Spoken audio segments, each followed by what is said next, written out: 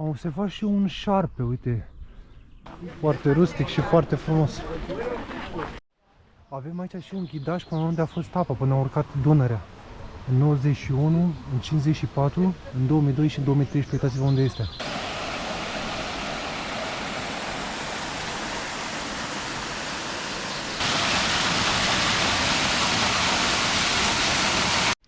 S-a murit buchetul și mai mare. Tot pune, tot adaugă.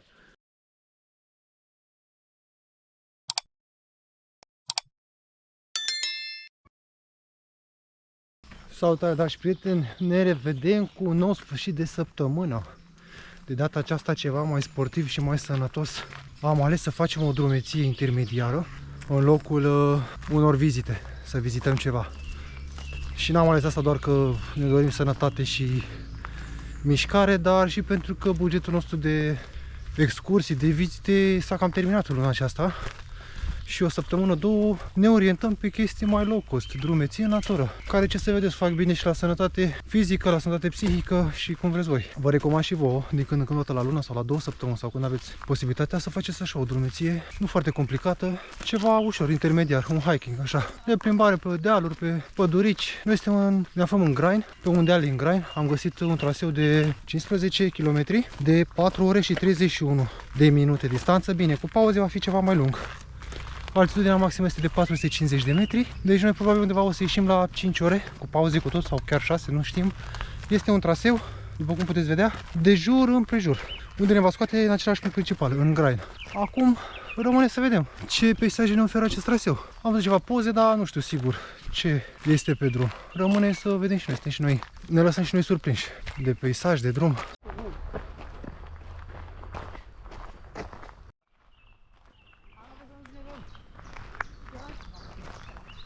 Am avut și multe discuții cu multe persoane, cum că ți-ar trebui bani foarte mult să călătorești sau așa, dar în unele cazuri da, îți trebuie niște bani. Să-ți plătești intrările, să-ți plătești, nu știu, mâncarea și ce plăceri mai ai.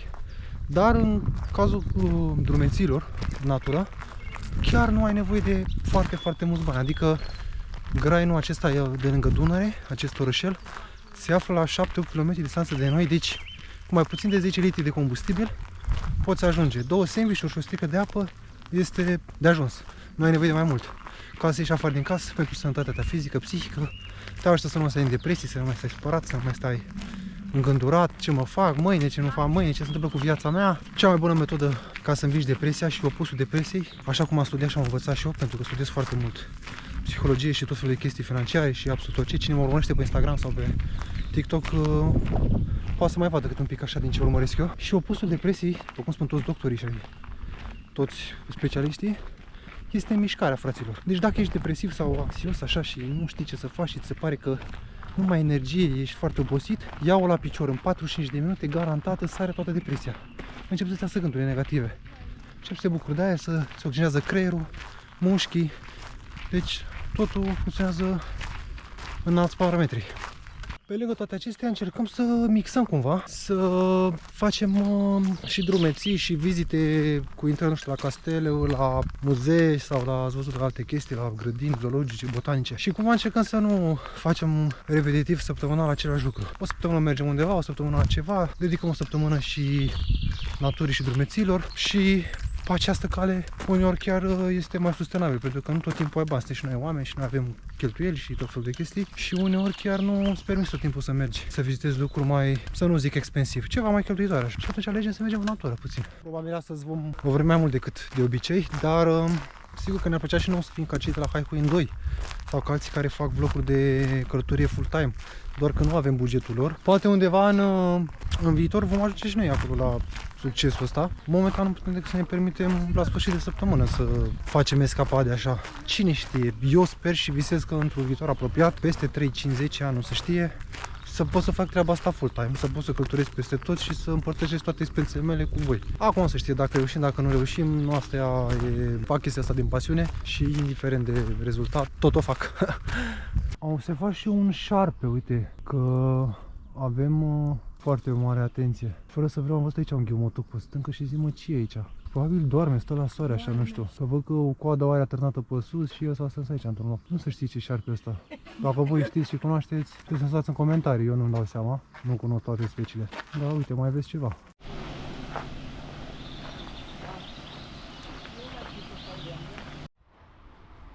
Au și bărci aici, oamenii acoperite cu folie, cu husă, cu ce asta, o husă specială de bărci, unde ies direct pe Dunăre. Ce frumoasă e asta, ancora asta.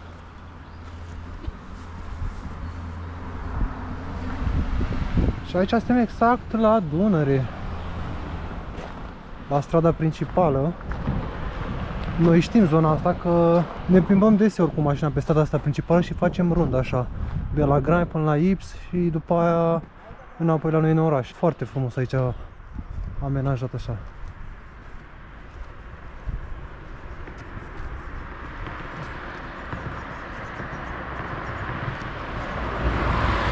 Și aici sus avem un pod pe unde trece trenul. Foarte interesant. Este aici și un guest house, ceva de familie.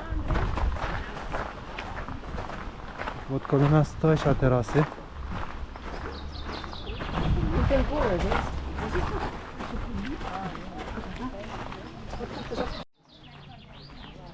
Foarte rustic și foarte frumos.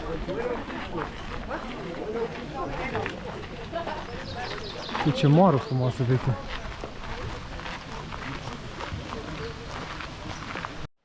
Avem aici și un ghidaj până unde a fost apa, până a urcat Dunărea. În 91, în 54, în 2002 și în 2013, uitați-vă unde este. Deci, să zic la un 3 metri și ceva, 4 metri. Vă dați seama că aici a luat, a scufundat tot. Toată zona asta. Foarte frumos zona. Nu știu dacă am mai spus-o aici pe canal sau pe TikTok, dar toată zona asta de pe lângă Dunăre, toate orășelele astea sunt foarte turistice, vin foarte multe vapoare de astea de fac excursii pe Dunăre, și mai mici și mai mari. Sunt foarte multe restaurante de casă tradiționale de 100 de ani, de gen, știi, de foarte mult timp, foarte multă istorie și foarte multe trasete de Dumnezeu peste tot. Toată lumea vine cu autorulote, cu rulote, cu biciclete, cu absolut tot ce, cu pe picioare, cu câini, cu pisici, cu de toate. Este super turistică zona, adică toate orașele care sunt de pe lângă Dunăre. Și aici toată apa vine din munte, nu? Izvorăște.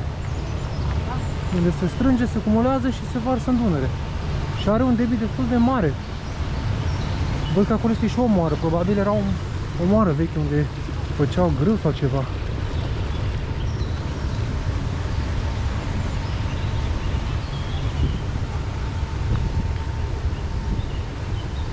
De acolo de sus am venit noi. Ce frumos este, a băgat în copac. În copac. 2020. Ha.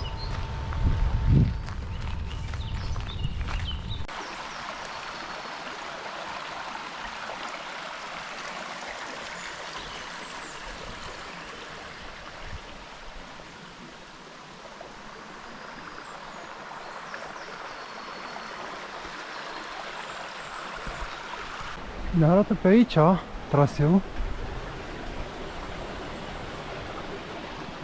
Este un poduleț.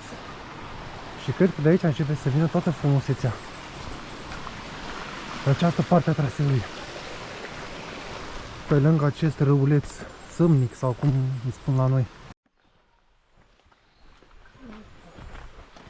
Este destul de stâncoasă așa. Și râulețul ăsta aici ce super. Dar acum chiar este frumos traseul și se pare că nu suntem singuri. Sunt destul de mulți oameni care fac acest traseu de drumeție. Da, exact, oameni care vin cu copiii la pădurici, aici la râu, se joacă. Ce să faci în fața blocului sau prin oraș? Foarte frumos zona. În urmă cu foarte mult timp eu am mai locuit aici în Austria și n-am explorat atât de mult. Am explorat-o, dar pe alt mod în timpul acela, cluburi, discoteci, Viena, Linz, pub-uri și alte chestii de genul ăsta. Aveam o vârstă ceva mai mică, la vreo 20 de ani, 19-21. Dar acum că am început să explorez foarte mult din altă perspectivă țara asta, am înțeles și faptul de ce austriecii și probabil ați văzut și de voi glume pe TikTok sau pe Instagram, pe Facebook, că în Germania, în Austria, în țările astea, duminica, sâmbătă e ecou pe stradă, frate, nu auzi pe nimeni. Pentru că efectiv nu auzi pe nimeni, știți? Și efectiv sunt pustii orașele. Bine, sunt câțiva oameni pe la terase, pe la restaurante, mai bătrâni, mai și tineri, adică există și oameni care aleg să rămână în oraș. Dar marea majoritate pleacă, fraților, din oraș.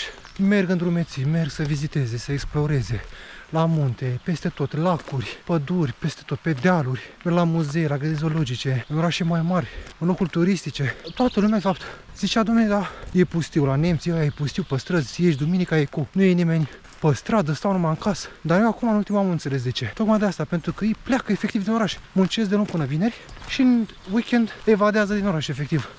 Și de asta e orașul pustiu și gol. Nu pentru că vezi, Doamne, bine, probabil există și oameni care rămân acasă să odihnească după o săptămână de lucru, cu familia, mai fac un grătar, dar foarte, foarte mulți o să-i vedeți că sunt la munte, la mare.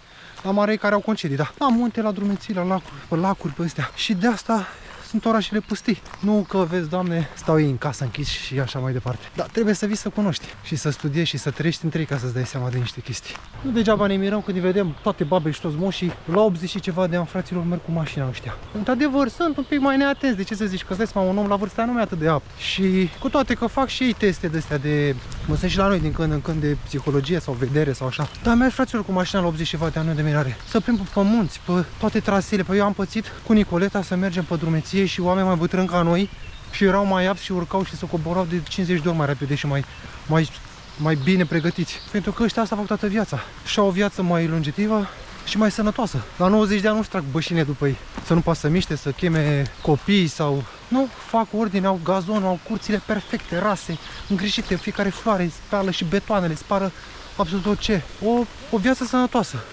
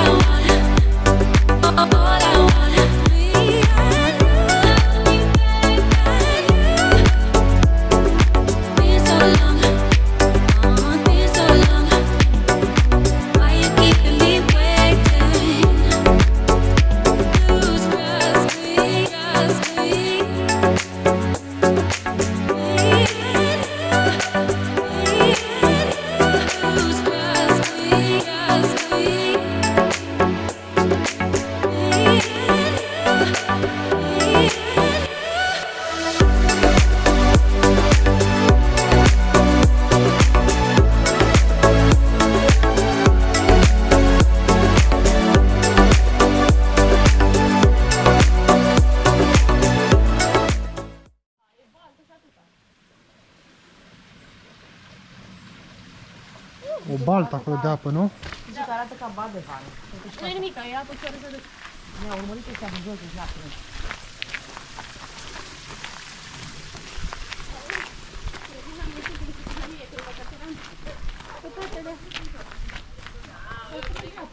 Și sunt destul de mulți oameni care fac traseul ăsta. Și se pare că, ca de fiecare dată, ne surprind traseele mele. Scot. Tot timpul au faleze de-astea, tot timpul au blăni bătute, podulețe. Deci peste tot pe unde mergi, absolut peste tot, de fiecare dată este amenajat, îngrijit și foarte, foarte, foarte frumos. Spectaculos de frumos.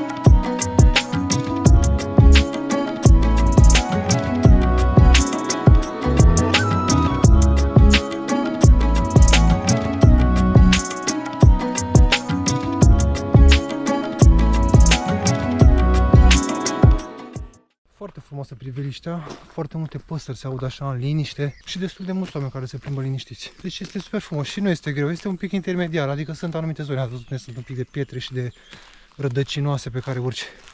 Dar în mare parte este foarte ușor drumul. Este o plimbare efectiv pe liniștită și super sănătoasă.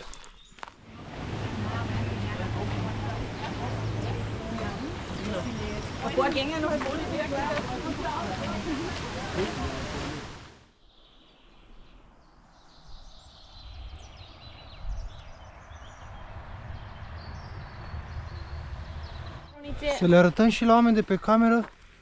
Uitați ce buchet frumos a făcut, mă, nu știu cum l-a cules după tacea, după toate câmpurile astea. Și a ales ea și frunze de astea florăreasă.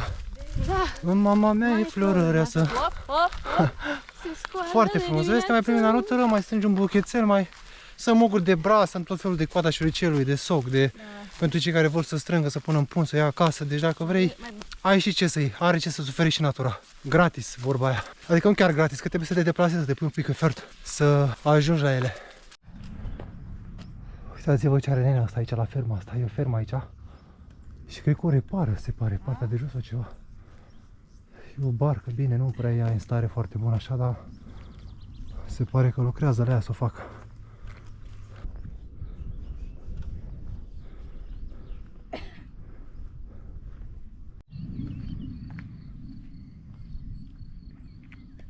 Dacă mă rotunjesc așa pe aici, mă duc până jos.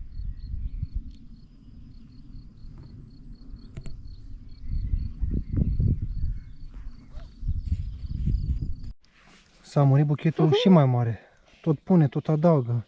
Și un pic de astea de la brăduleți. Un pic de iederă. Un pic de iederă Și restul, nu știm. Deci este super frumos, super, super frumos. Păi până ajungem acasă, până jos să-l faci. Mireasă, mă fac mireasă. Foarte frumos. Nu credeam că ți este așa de frumos. Și o să legi acasă cu o ață și băgăm în apă și avem și buchețelul nostru.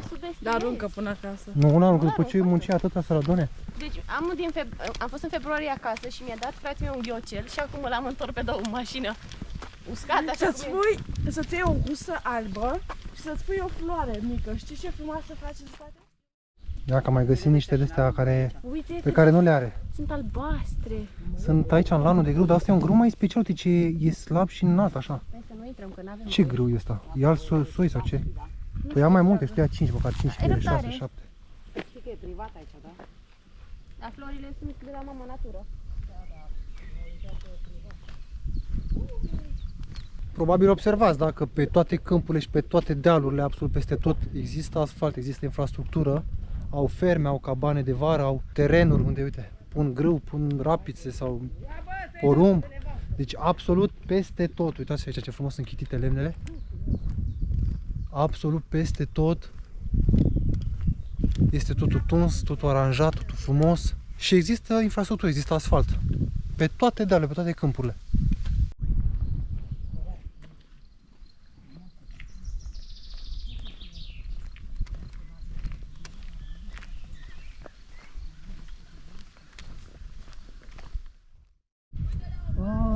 Ia uite mă ce frumoase sunt. De rasă, tată. Vezi? Foarte frumoase și tăurași, uite. Bine, mama. Foarte frumoase. Hai, te pup. Vine la noi? Da. Mi-e frică Ce de... faci, mamă, frumoasă ce ești. Foarte îngrijite și foarte frumoase.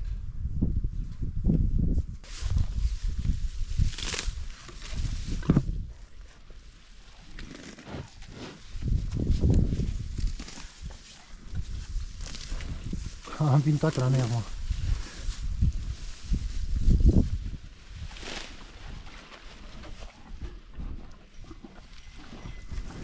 Ia, ia.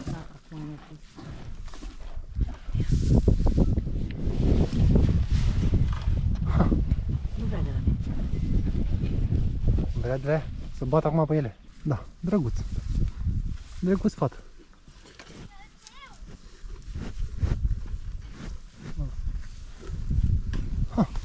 Foarte cuminți. Dar uitați-vă cât de frumos se vede tot lanul albastru, așa cu floricele. Printre grâul ăsta și cu floricele astea albastre. Și vă mai arăt ceva.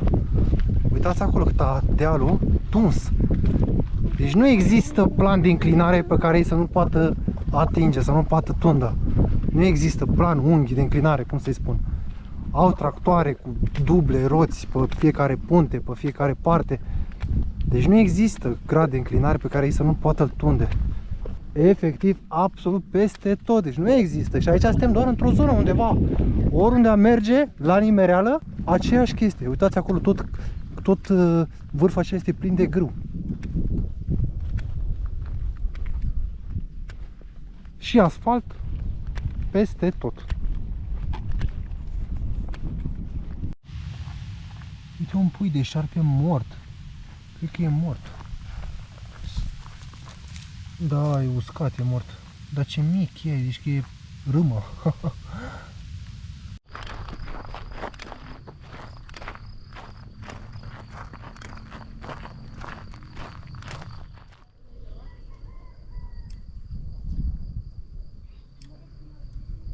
Ce priveliște superbă are nenea asta aici, care are casa, ferma asta aici.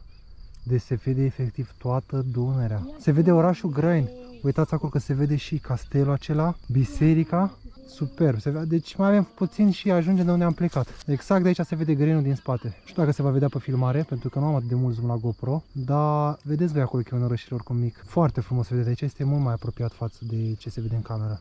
Eu nu am atât de mult zoom la GoPro, dar este superb. Viu, adică. Niște căpriți aici. Dar nu știu ce rasă sunt, că sunt pitici așa. Au și ied. Și ăla cred că acolo ăla e țapul, care sunt mai groase. Ăla e țapul, iedul lor și căprița. O familie. Foarte frumos. Și începem să ne apropiem de orășel. Începem să coborâm. Aceeași viu.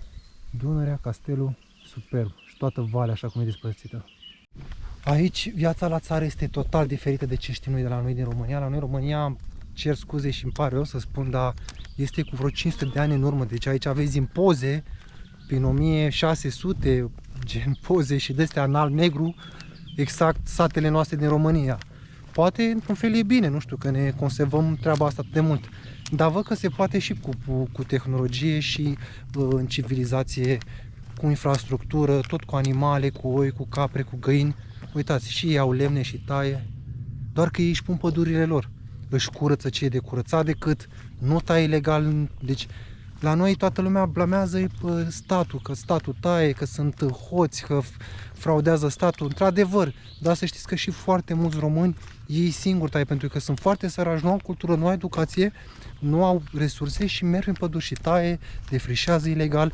Că știi cum e vorba aia, dom'le, ce-ți fac decât să mor de frig, mai bine mă duc și pândesc pădurarul și tai un lemn, două. Dar aici lumea nu își plantează ei pe terenurile lor și se gospodăresc singuri. Îți strâng fânul, strâng absolut orice, deci este tot foarte bine organizat și foarte bine făcut așa, încât să nu lipsească nimic. Numai la noi există scuze și spun că statul, că vezi, Doamne, că nu știu ce, dar eu cred că ține și noi de noi oameni. Adică statul n-ar fi așa dacă noi am permite treaba asta, sau dacă noi am fi diferiți altfel și am ști să ne cultivăm și am ști să acceptăm că și noi avem greșeli, să acceptăm și de alți oameni care nu știu, au mai multă cultură, sunt mai umblați sau sunt mai citiți sau au niște examene, niște diplome, niște ceva de la experți. Noi știm întotdeauna mai bine. Lasă, dom'le, că știu eu, nu știe ăla și suntem varză. Uitați, o casă la țară în spatele meu. Și o să ziceți, da, bă, dar ăștia au bani. Da, mă, dar au bani pentru că au cultură și educație și știu cum să se gospodărească și să aibă grijă. Înțelegeți? Și că n-ai nevoie, adică ai nevoie de stat, dar nu tot timpul. Este superb. Să te plimbi, să simți mireasma, deci nu pot să o descriu, dar probabil mulți care stați în orașe n-ați mai fost, dar ieșiți afară, fraților, din orașe, mergeți pe la țară, mergeți pe drumul, faceți drumeții și o să simțiți altfel viața, o să vedeți că simțiți parfumul florilor, parfumul socului, deci miroase pe aici, este soc peste tot, este fabulos și superb cât de frumos miroase socul acela, vine să-l mănânc așa direct. Am zis că odată o să luăm și noi o pungă cu noi și o să strângem o pungă, 2-3 de soc și o să încercăm să facem și noi socată. Sunt munguri de braț pentru sirop, antibiotic natural, deci ai tot felul de chestii naturale pe care le poți lua efectiv din mers, gratis, ți le oferă natura. Este genial, fantastic. Este un exemplu de urmat. Asta putem să luăm de la țările astea ce ne folosește, ce este bun. Așa că, în concluzie, nu tot timpul cred ce spune lumea, pentru că am fost pe la țară, am vizitat sate române, am și o rude la țară, am și o familie, neamuri, Nicoleta la fel. Și diferența ce am observat aici, și românii sunt muncitori, să știți, dar cei care sunt muncitori au plecat, nu mai sunt. Și din păcate vreo 1 milioane sunt plecați. Aici oamenii sunt gospodari, efectiv sunt foarte muncitori și merită tot respectul pentru asta, pentru că se vede, este vizibil cu ocul liber, că o dovadă mai mare ca asta nu ai.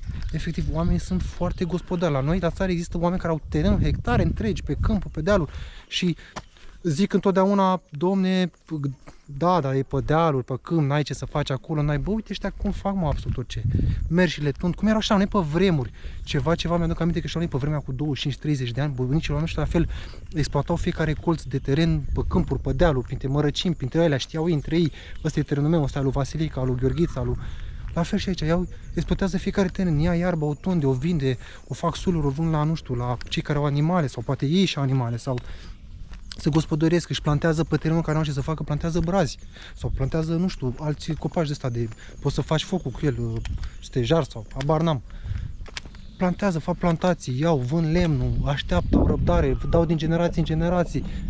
Deci sunt foarte muncitori și merită. Orice câmp îl tunde, îl ară, îl face, îl drege, îl îngrijește, îl tunde și dacă nu face nimic pe el, îl tunde și îl ține așa frumos, pentru că e altceva. Uitați-vă și voi. Și nu vedeți, este Dacia Sandero, un Audi A3 și un BMW seria 1. Și casa asta este milioane, și asta de 500 de mii, milioane. Uite, duminica în familie, toți foarte frumos și foarte, foarte disciplinați și foarte organizați. Este ceva fantastic, deci pentru asta merită foarte mult respectați și eu îi respect foarte mult și am învățat foarte multe de aici și m-a schimbat foarte mult de tot țara asta și nu doar țara asta, toată Europa pe care am călătorit, toate țările. Pentru că am călătorit în foarte multe țări și am locuit în multe țări și am văzut fiecare cultură și știu ce vorbesc din propria experiență. Nu am trecut doar pe autostrăzi așa din țară în țară să n-am ce să zic, să doar, domne, vezi că am trecut pe autostradă și știu și eu din auzite sau nu, chiar am văzut și am trăit și am văzut cu ochii mei. Și oamenii efectiv sunt foarte gospodari și foarte strângăți. Și merită tot respectul pentru treaba asta. Și n-ai ce să faci, asta e adevărul. La noi sunt foarte mulți puturoși și foarte mulți nu ne face primăria, la țară asfalt, nu ne face drumul, nu ne bagă apă, nu ne bagă, nu sunt bani, nu ne bagă, nu sunt bani. Și există fonduri europene care nu sunt luate.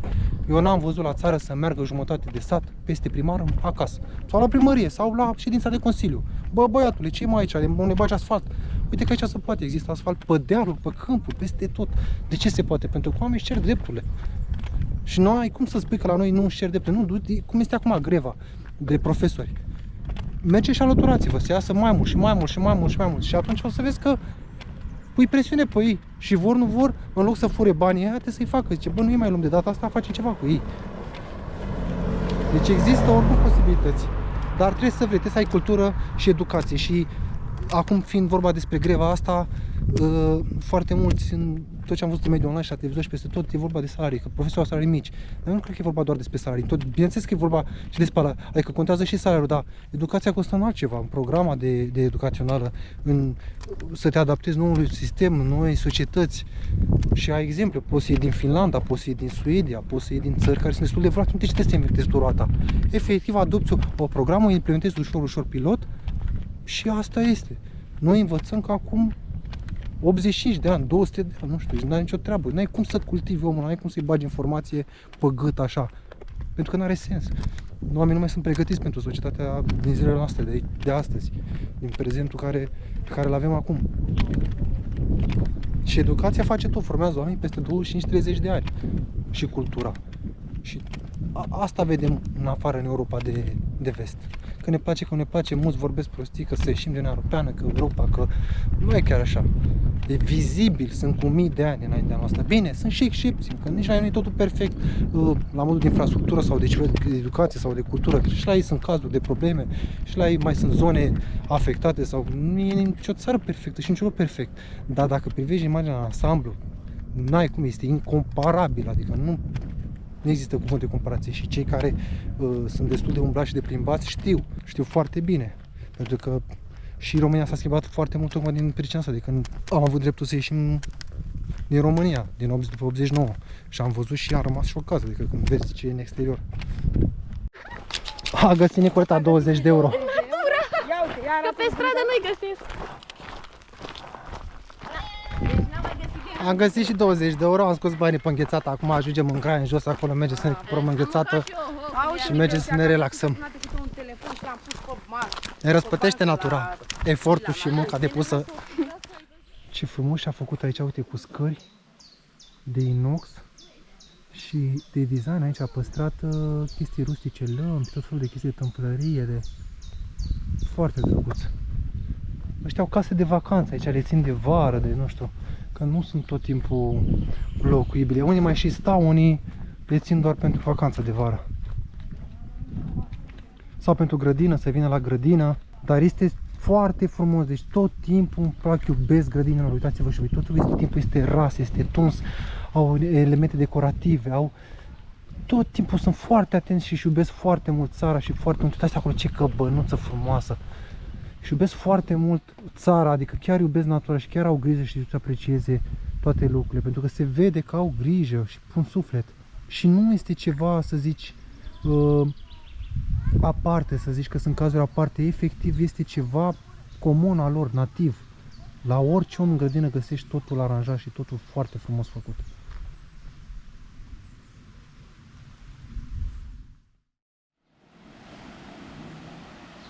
Absolut superb. Absolut superb.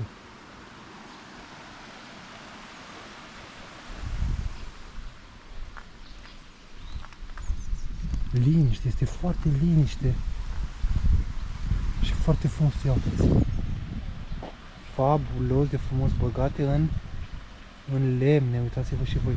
Deci, uite căpșuni, astea sunt căpșunele sau smeuri aici.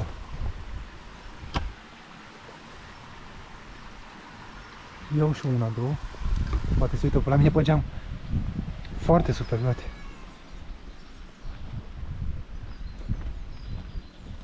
Sunt acrișoare.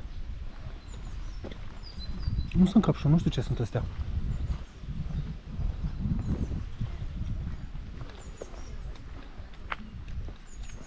Deci v-am zis, vedeți? Uitați, alt vecin, peste tot. Asta înseamnă, fraților, cultură și educație și hărnicie, oameni muncitori, oameni harnici, care își fac, uitați, cu pietriși, cu borduri acolo, cu... Deci, pun foarte mult accent pe detalii, uite, pentru albine aici, căsuță. Este ceva fabulos, adică, ai de învățat. Ia! Superb! Foarte frumos aici partea asta. Cu păduleț, cum și-a făcut.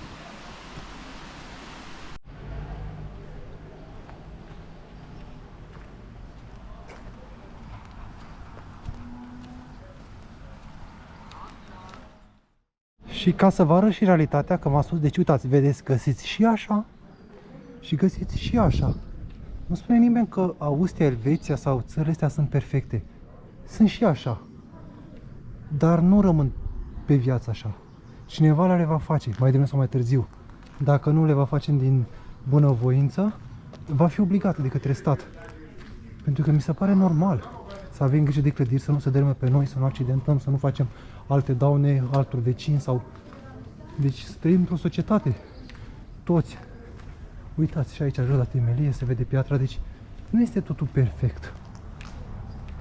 Dar privind imaginea în ansamblu, este mult mai perfect față de ce vedem la noi sau în țările estice.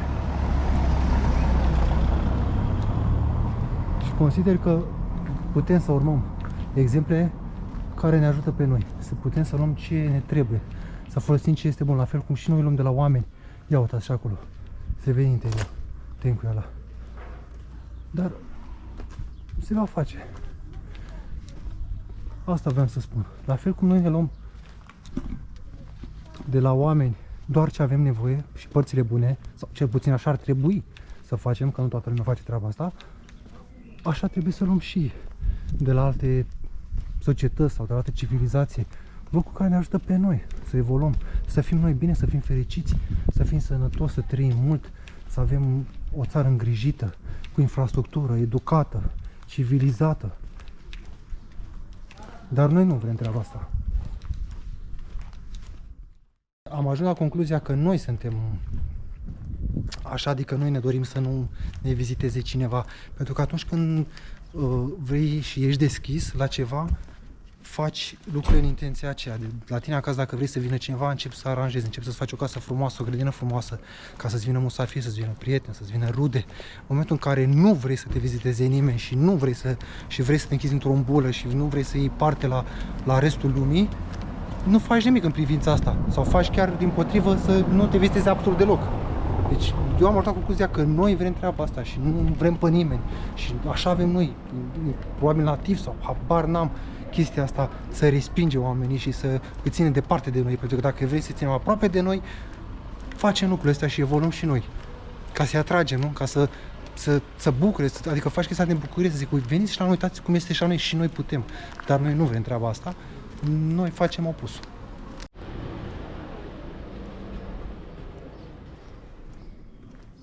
Am ajuns în sfârșit și la mașină, după exact cât ne-a dat aplicație, 4 ore jumate, cu pauze foarte mici, undeva la 15 km, 16. Am ajuns în sfârșit și la mașină. Suntem plecați de aici de la 12 fără 20, este 4 și 5, deci ne-am încătat cam la fix cât ne-a arătat și în aplicație.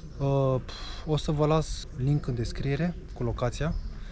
O să vă las link cu aplicația pe care eu o folosesc comod, unde vă arată trasee montane și tot felul de chestii din acestea. Dacă vreți să faceți drumeții sau cu bicicleta sau pe picioare sau hiking sau absolut orice.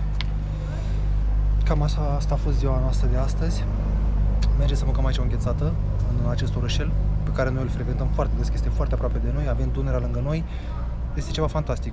Este chiar mai aproape decât Călimăneștiul față de Râmnicu Vâlcea, pentru cei care sunt din Râmnicu Vâlcea și cunosc zona și despre ce vorbesc. Este chiar mult mai aproape și este păcat să nu. Cum alții merg la Olănești, de exemplu, sau la Călimănești, în weekend, noi frecventăm foarte mult zona asta de Greni aici.